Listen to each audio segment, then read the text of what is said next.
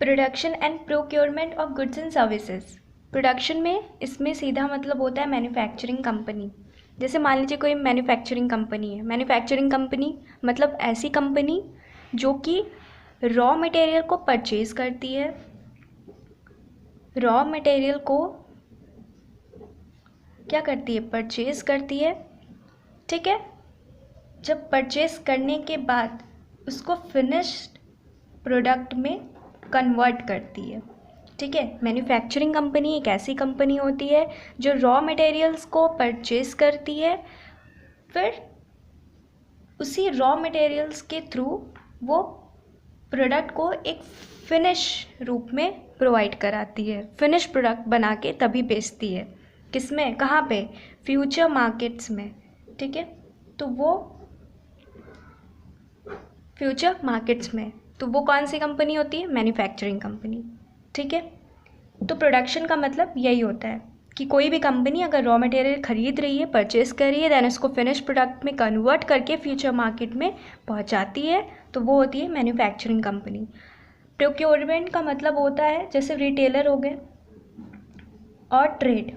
ठीक है, प्रोक्योरमेंट का मतलब होता है ट्रेड।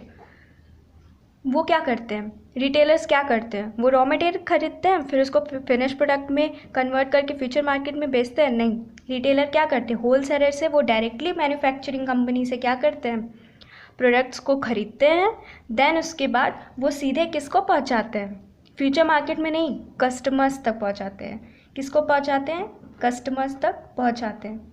ठीक है, तो इसी को ट्रेड कहते हैं कि वो कहीं से खरीदते हैं।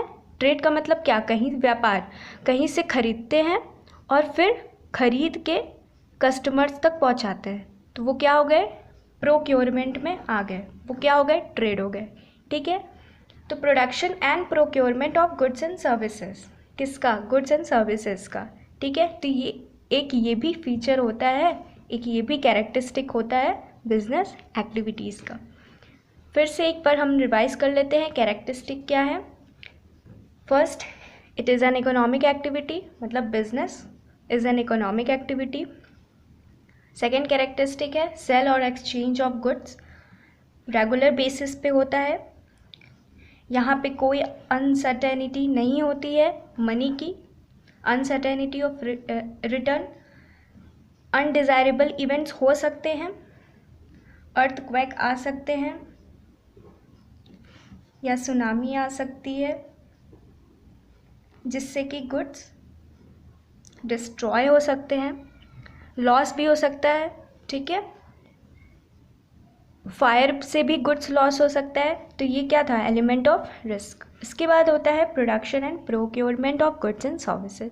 Production is totally concern with manufacturing company, means a company which purchase a raw material and then it convert through the raw material to the finished product and then sell it in the future markets. So that is what manufacturing company. And procurement, it means trade, means retailer, which directly purchase goods from manufacturing company and sell to the customers, to the respective buyers.